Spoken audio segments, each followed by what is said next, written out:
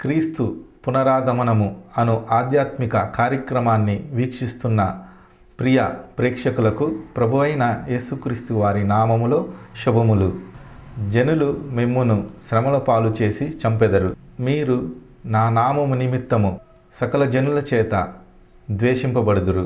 మరియు అబద్ధపు క్రీస్తులను అబద్ధపు ప్రవక్తలను వచ్చి సాధ్యమైతే ఏర్పరచబడిన వారిని సైతము మోసపరుచుటకై గొప్ప సూచక క్రియలను మహత్కార్యములను కనపరచెదరు అని ప్రభువారు చెప్పిన మాటలు నెరవేరుతున్న దినములలో మనం ఉన్నాము. కనుక ప్రభువారి రాకడ అతి సమీపములో ఉందని మనము గ్రహించి ప్రభువు రాకడ కొరకు మనము సిద్ధపడుదాం. ఆత్మదేవుడు మనకు తోడై ఉండునుగాక.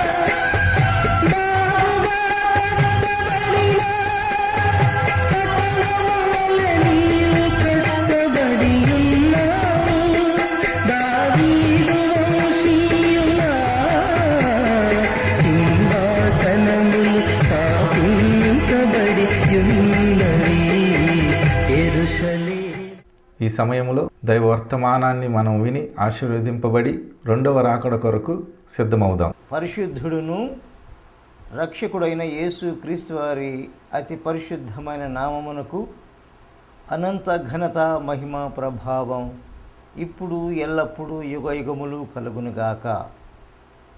క్రీస్తునందు ప్రియమైన క్రీస్తు పునరాగమనము టీవీ కార్యక్రమమును వీక్షిస్తున్న ప్రేక్షకులకు యేసు క్రీస్తు వారి అతి పరిశుద్ధమైన నామములో శుభాభివందనములు తెలియపరుస్తున్నాం. దేవుడు మిమ్మల్ని ఆశీర్వదించి వర్ధిల్ల చేయునుగాక. ఓ మాట ప్రార్థన చేసుకుందాం.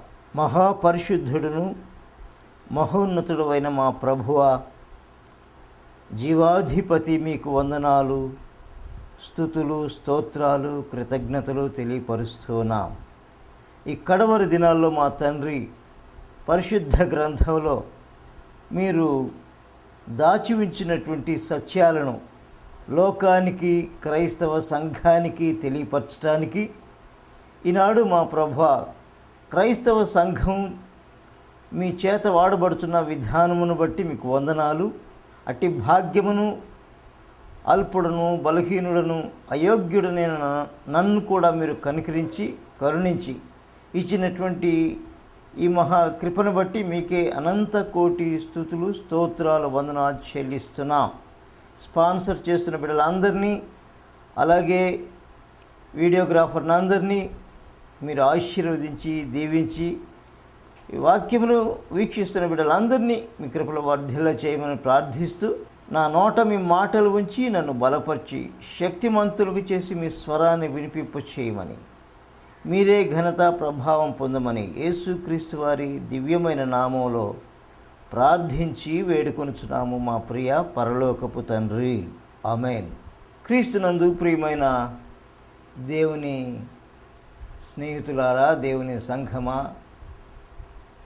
పరిశుద్ధ గ్రంథంలో నుండి మన ధ్యాన నిమిత్తం ఏర్పాటు చేయబడినటువంటి వాక్య భాగం 122వ కీర్తన 6వ వచనాన్ని చదువుకుందాం.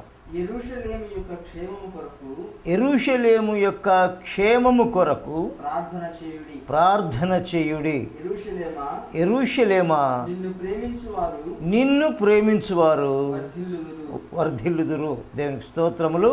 యెరూషలేము క్షేమం కొరకు ప్రార్థించాలని దేవుడు తన పరిశుద్ధమైన గ్రంథంలో తన పిల్లలకు తెలియపరుస్తూ ఈ మాటలను మన ముందు ఉంచారు.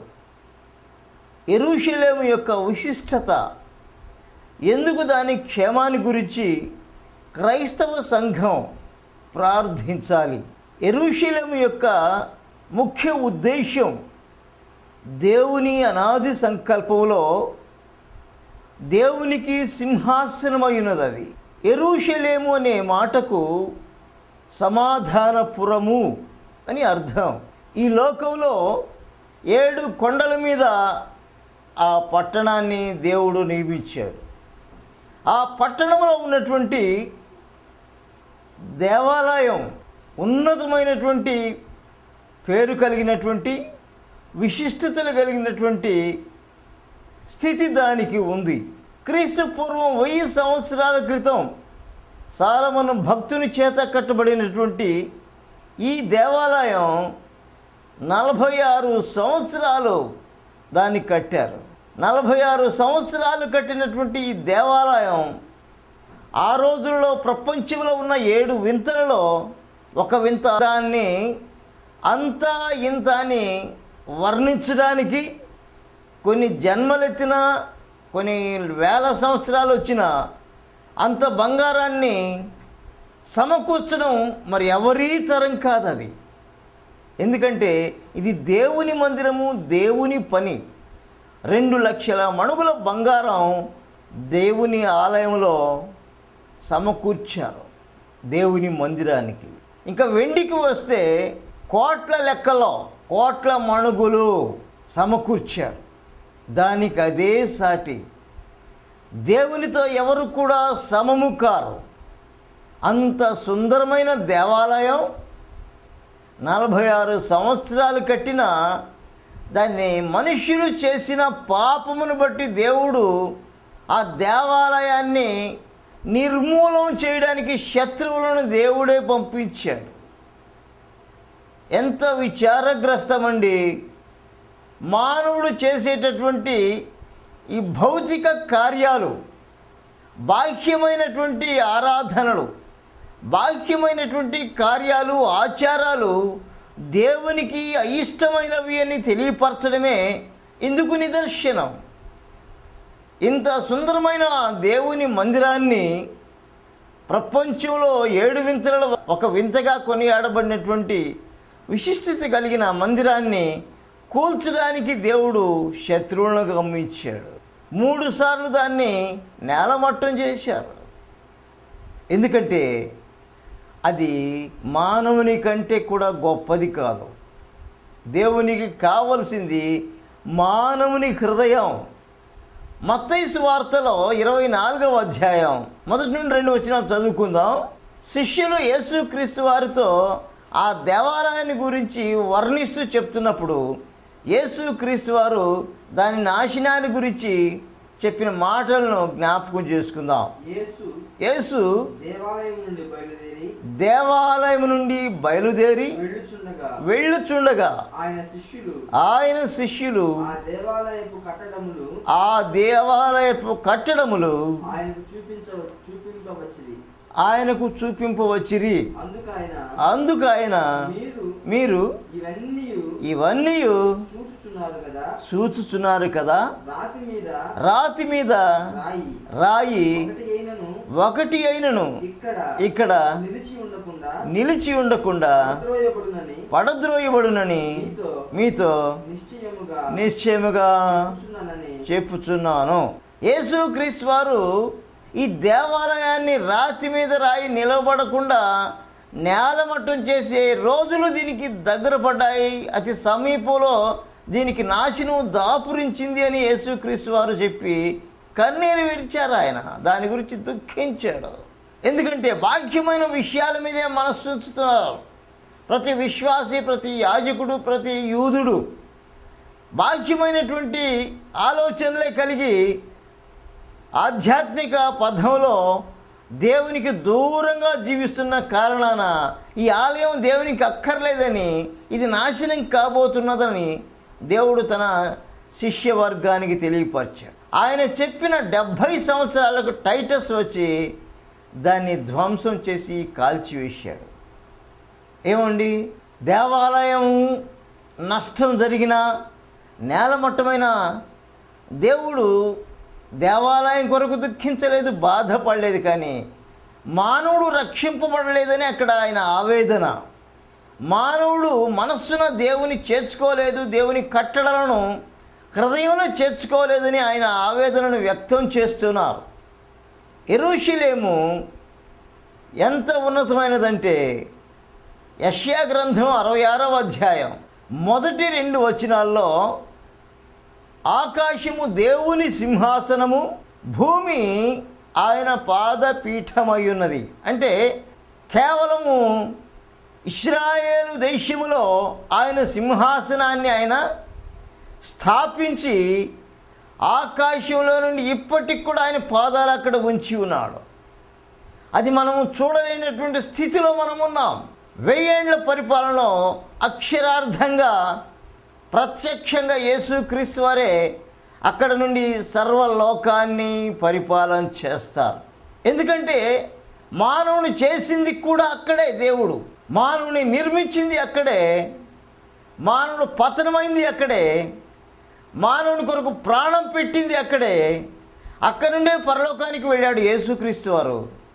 తిరిగి అక్కడికే యెరూషలేము పట్టణానికి రాబోతున్నాడు. ఒలీవ కొండ మీద ఆయన పాదము మోపబోతూ ఉన్నాడు. యెరూషలేముకు ఉన్నటువంటి విశిష్టతలో ఈ లోకంలో ఏ నగరానికి, ఏ దేశానికి లేవండి. యేసుక్రీస్తు వారు అక్కడి నుండి పరిపాలన చేయబోతున్నారు. ఆయన పాదపీఠంగా ఉంది. ఇంతకు ఇశ్రాయేలు ఏ విధంగా ప్రస్తుతం ఉన్నారంటే యెషయా గ్రంథం 11వ అధ్యాయం 11వ వచనం 12వ వచనాన్ని చదువుకుందాం. ఆ దినమున శేషించు తన ప్రజల శేషమును అష్షూరులో నుండి ఐగుప్తులో నుండి పోగు చేయును. అదండి, ఇది ప్రవచనం. ఎంత ఉన్నతమైన ప్రవచనం అంటే ఆయన రాక అతి సమీపంలో ఉన్నది అని చూపించుటకు ఇది ఉన్నతమైనటువంటి ప్రవచనం. ఇశ్రాయేలీలు స్వదేశానికి తిరిగి వచ్చారు. ఇప్పుడు ఇంకా వస్తున్నారు. 1 కోటి మంది జనాభా కలిగి ఉన్నారు ప్రస్తుత ఇశ్రాయేలు దేశంలో. భూమి యొక్క 4 దిగంతముల నుండి చెదరిపోయిన యూదావారిని సమకూర్చును. దేవుడే వీరందరినీ చెదరగొట్టాడు భూదిగంతాల వరకు. తిరిగి వారిని అందరినీ మరలా సమకూర్చుతూ ఉన్నాడు. ఆయన రాకడను సూచిస్తూ ఉంది ఇశ్రాయేలు ఒక దేశముగా రూపింపబడము అనేది. ఇశ్రాయేలీలు దేశదిమ్మరులుగా ఉన్నారు. వారి అవిధేయతను బట్టి, వారి అతిక్రమమును బట్టి వారు దేశద్రిమ్మరులై దేశ సంచారులుగా తిరుగుతూ ఉన్నారు. గూడు లేదు, స్థిర నివాసం లేదు, వారికి స్థిర స్వాస్థ్యం లేదు.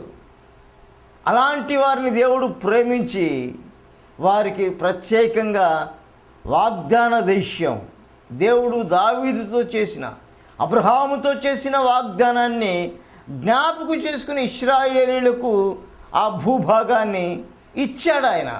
ఇప్పుడు ఇశ్రాయేలు దేశం 270 దేశాల్లో అది ఒకటి. ఎందుకు ఈ మాటలు చెప్తున్నానంటే ఆ చెదరిపోయినటువంటి వారి క్షేమము కొరకు క్రైస్తవులు ప్రార్థించాలి. అలాగూ ప్రార్థించిన వారు దేవునిలో వర్ధిల్లుతారు. ఇశ్రాయేలు కొరకు నువ్వు ప్రార్థిస్తున్నావా? ఇశ్రాయేలీయులు లేకపోతే లోకానికి రక్షకుడు వచ్చే మార్గం లేదు. ఎందుకంటే దేవుడు అన్యులలోనూ విగ్రహారాధికుల్లోనూ పాపులలోనూ మోసగాండ్రలోనూ జన్మించడు. అందుకని దేవుడు అబ్రహామును పిలుచుకున్నాడు. నిరీక్షణకు ఆధారము లేనటువంటి దినాల్లో అబ్రహామును పిలిచినప్పుడు ఆయన నమ్మాడు దేవుని మాటను. అది దేవునికి నీతిగా ఎంచబడింది. అందుకని అబ్రహామును దేవుడు బహుగా దీవించాడు. అనేక జనములకు తండ్రి, నీలో నుండి రాజులు వస్తారు, భూలోకములో ఉన్న రాజులందరూ నీలో నుండి వస్తారు. ఎంత గొప్ప ఆశీర్వాదం! నీ సంతానాన్ని నేను ఇసుక రేణువుల వలె ఆశీర్వదిస్తానన్నాడు. చెదరగొట్టేటప్పుడు ఇర్మియా గ్రంథం 15వ అధ్యాయం మనం చూస్తే అక్కడ 1 నుండి 10 వచనాల వరకు ఇశ్రాయేలీయులను చెదరగొట్టడం చూస్తాం. యెషయా గ్రంథం 11వ అధ్యాయంలో సమకూర్పు, వారందరినీ సమకూర్చి తిరిగి ఇశ్రాయేలు దేశాన్ని స్థాపించడాన్ని చూస్తున్నాం.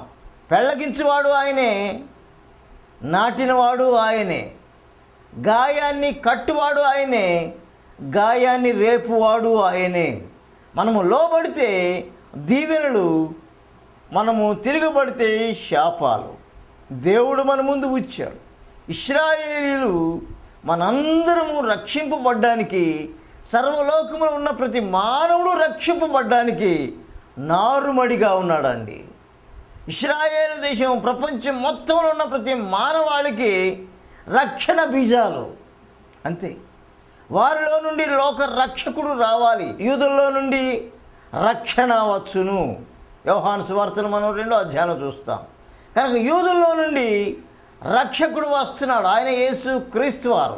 కనుక మనమందరం రక్షింపబడ్డానికి దేవుడు యూదులను పిలుచుకున్నాడు. యూదుల్లో నుండి యేసుక్రీస్తు వారు వచ్చారు. యేసుక్రీస్తు వారి నుండి సర్వలోకానికి రక్షణ ఉచితంగా అనుగ్రహించబడింది. ఇలాంటి విశిష్టత కలిగినటువంటి ఇశ్రాయేలీయులు పొందుతున్నటువంటి ఇరుకులు, ఇబ్బందులు, శ్రమలు, అవమానాల నుండి, వారు చేసిన అవిధేయతను బట్టి వారి మీదకి వచ్చిన ఇక్కట్ల నుండి వారి క్షేమాన్ని కోరి క్రైస్తవ సంఘం ప్రార్థించాలని దేవుడు తన గ్రంథంలో గ్రంథస్థం చేశారు. ఎంతమంది ప్రార్థిస్తున్నారు ఇశ్రాయేలు కొరకు? యెరూషలేము క్షేమం కొరకు ప్రార్థించిన వారు బహుగా వర్ధిల్లుతారు. ఇశ్రాయేలీయులు లేకపోతే మనకు రక్షణ లేదని మరొకసారి జ్ఞాపకం చేస్తున్నాను. రోమాపత్రిక 11వ అధ్యాయం 25 నుండి 27 వచనాల్లో దేవుడు సెలవిచ్చినటువంటి మాటలు. ఇశ్రాయేలీయులు అరణ్యములో 20 లక్షల మందిలో అందరూ రాలిపోయారు. తమ తిరుగుబాట్లను బట్టి, సణుగుళ్ళు గొణుగుళ్ళను బట్టి, దేవుని మీద చేసినటువంటి అతిక్రమమును బట్టి అందరూ చనిపోయారు, కాలేబు యెహోషువలు తప్ప. మరి వీరందరికీ రక్షణ ఉన్నదా? యాకోబు సంతతి నుండి వచ్చినటువంటి ఇశ్రాయేలీయులందరూ కూడా ఇప్పటికీ కూడా యేసు క్రీస్తు వారిని విసర్జించి ఉన్నారు. ఇశ్రాయేలు దేశాన్ని చూడడానికి వెళ్ళిన ఇతర దేశస్థులు యేసుక్రీస్తు వారి సమాధిని కానీ, ఆయన సంచారం చేసినటువంటి ప్రాంతాలను కానీ చూస్తున్నప్పుడు యేసుక్రీస్తు దేవుడని చెప్తే వెనువెంటనే శిక్షిస్తారు. అక్కడ కొట్టడమో చంపడం కూడా జరుగుద్ది. యేసుక్రీస్తు వారిని ఇప్పటికీ కూడా వారు మెస్సియాగా అంగీకరించకపోవడమే దానికి కారణం. అలాంటి శాపగ్రస్తులైనారు వారు. అలాంటి వారు నిద్రమత్తులో ఉన్నారు. అలాంటి వారి కనువిప్పు కొరకు మనమందరము ప్రార్థించాలి. మనమందరము ఇశ్రాయేలీల రక్షణ కొరకు ప్రార్థించాలి. చదవండి రోమపత్రిక 11. సహోదరులారా, మీ దృష్టికి మీరే బుద్ధిమంతులమని అనుకొనకుండునట్లు ఈ మర్మము మీరు తెలుసుకొనగోరుచున్నా. ఏమనగా అన్యజనుల ప్రవేశము సంపూర్ణమగు వరకు ఇశ్రాయేలునకు కఠిన మనస్సు కొంత మటుకు కలిగెను. వారు ప్రవేశించినప్పుడు విమోచకుడు సియోనులో నుండి వచ్చి యాకోబులో నుండి భక్తిహీనతను తొలగించును. నేను వారి పాపములను పరిహరించినప్పుడు నా వలన వారికి కలుగు నిబంధన ఇదియే అని వ్రాయబడినట్లు ఇశ్రాయేలు జనులందరూ రక్షింపబడుదురు. దేవునికి స్తోత్రము కలుగును గాక. సర్వలోకములో ఉన్న ప్రతి మానవుడు రక్షింపబడ్డానికి దేవుడు ఇశ్రాయేలీలను కోరుకున్నాడు. ఇశ్రాయేలీలకి కొంత మటుకు కఠినమైన మనస్సును ఇచ్చాడు. వారు దేవుని తృణీకరించినట్లు వారి కఠిన హృదయాన్ని బట్టి అన్యులందరూ క్రీస్తుని రక్షకునిగా అంగీకరించినట్లు దేవుడే కొంతవరకు వారికి కఠిన హృదయం ఇచ్చాడు. అంటే సర్వలోకంలో ఉన్న ప్రతి మానవుడు రక్షింపబడ్డానికి యూదులు పడుతున్న శ్రమలు, కష్టాలు, నారుమడిగా ఉండి వారు పొందుతున్నటువంటి దుఃఖము, నిట్టూర్పు పోవునట్లు వారందరి కొరకు మనం ప్రార్థించాలి. ఇప్పటికీ కూడా ఇశ్రాయేలీలు యేసుక్రీస్తు వారిని మెస్సియాగా అంగీకరించకపోవడం శోచనీయం. కనుక వారు దేవుని తెలుసుకున్నట్లు, అందరూ ఇశ్రాయేలు దేశానికి చేరునట్లు, దేవుని సన్నిధి వారితో ఉండినట్లు, పరిశుద్ధాత్మ దేవుడు వారిని నడిపించినట్లు క్రైస్తవ సంఘం వారి కొరకు ప్రార్థించాలి. యెషయా గ్రంథం 45వ అధ్యాయం 17వ వచనాన్ని కూడా చదువుకుందాం. యెహోవా వలన ఇశ్రాయేలు నిత్యమైన రక్షణ పొంది ఉన్నది. ఇశ్రాయేలుకి ఏం దొరికింది? నిత్యమైన రక్షణ. ఇప్పటికీ యేసుక్రీస్తు వారిని త్రోసివేసిన మనల్ని బట్టి వారు త్రోసివేశారు అంతే. దేవుడే వరకు మనసునిచ్చారు. మన నిమిత్తం, మన రక్షణ నిమిత్తం వారు ప్రయాసపడుతున్నారు, కష్టపడుతున్నారు, దుఃఖపడుతున్నారు. వారు కఠినమైన హృదయాన్ని కలిగి ఉన్నారు. కనుక వారి క్షేమం కొరకు మనమందరము ప్రార్థించాలి. అపోస్తలుల కార్యంలో కూడా క్రొత్త నిబంధనలో దేవుడు సెలవిచ్చిన మాటలు మరొకసారి జ్ఞాపకం చేసుకుందాం. 5వ అధ్యాయం అపోస్తలుల కార్యములో 31వ వచనాన్ని చూస్తాం. ఇశ్రాయేలునకు మారు మనస్సును పాప క్షమాపణను దయచేయుటకై దేవుడు ఆయనను అధిపతినిగాను రక్షకునిగాను తన దక్షిణ హస్త బలము చేత హెచ్చించి ఉన్నాడు. దేవుడు వారందరికీ మారు మనసును పాప క్షమాపణ కలిగి చేసి వారి నిమిత్తము యేసు క్రీస్తు వారిని రక్షకునిగాని అధిపతిగాని పంపించాడు. తదనంతరమే సర్వలోకంలో ఉన్న మానవ వాళ్ళందరికీ రక్షకుడు. మనందరికీ తదనంతరం ఫస్ట్ ఇశ్రాయేలీయుడికి ఆయన రక్షకుడు అండి. మీరు చెదరిన గొర్రెల యొద్దకే, చెదిరిన యూదుల యొద్దకే వెళ్ళి సువార్తను ప్రకటించండి, అన్యుల వద్దకు పోవద్దని యేసుక్రీస్తు వారు తన శిష్యులను ఇద్దరిని పంపించేటప్పుడు ఆ మాటలు సెలవిచ్చాడు. చెదరిన గొర్రెలు ఇశ్రాయేలీయులే. వారి కొరకు దేవుడు ఈ లోకానికి వచ్చాడు నరునిగా. వారిని రక్షించిన తర్వాతనే సర్వలోకానికి రక్షణ. అందుకని మొదట వారికి కఠినమైన హృదయం కలిగి చేసి అన్యుల ప్రవేశం సంపూర్ణమైన తర్వాత దేవుడు వారిలో ఉన్న అవిధేయతను తీసివేసి వారిని రక్షణకు నడిపించి మారు మనసు పాప క్షమాపణ కలిగి చేసి తన రాజ్యంలో ఆధిక్యతనిస్తున్నాడు. ప్రకటన గ్రంథం 19వ అధ్యాయంలో మనం చూస్తే అక్కడ దేవుని సింహాసనం చుట్టూ ఉన్నటువంటి 24 సింహాసనాలు ఉన్నాయి. ఆ 24 సింహాసనాలు ఎవరివి అంటే 12 గోత్రకర్తలకు 12 మంది అపోస్తలులకు 12 సింహాసనాలండి. కనుక ఇశ్రాయేలీలు అరణ్యంలో రాలిపోయారు. ఇశ్రాయేలీలకు రక్షణ లేదు, వారు నరకానికి వెళ్తారని చాలామంది చెప్తున్నారు. ఇశ్రాయేలీలు నరకానికి వెళ్తే మనకు రక్షణ లేదు. అసలు దేవుని మహాకృపద ఐశ్వర్యం ఇశ్రాయేలీయుల ద్వారా మనకి ఇశ్రాయేలీయుల్లో నుండి యేసుక్రీస్తు వారు వచ్చి మనకిచ్చిన నిత్య రక్షణ, ఇశ్రాయేలీయుడికి ఇచ్చిన నిత్య రక్షణను వారు అనుభవించినట్లు వారు శ్రమ పడుతూ ఉన్నారు, శ్రమ సాధనాలుగా ఉన్నారు వారు. కనుక వారందరి నిమిత్తం, యెరూషలేము నిమిత్తం మనమందరం ప్రార్థించాలి. యెరూషలేములో దేవుడు 1000 ఏళ్ళు పరిపాలన చేసేటప్పుడు రెండవ రాకడ సమయంలో రెండవ అర్ధ భాగంలో ఇశ్రాయేలీయులు వసుధైక రాజు, ప్రపంచాన్ని పరిపాలించే రాజు మీద తిరుగుబాటు చేసి ఆ విగ్రహాన్ని, ప్రతిమను మోకరించి నమస్కారం చేయమన్నప్పుడు మెస్సయ్య కాదని గుర్తెరిగి తిరుగుబాటు చేసి అందరూ దేవుని కొరకు హతులైపోతారు. ఇశ్రాయేలీయులు వారి విగ్రహారాధనకు ఎంత మాత్రమూ ఒప్పుకొనరు.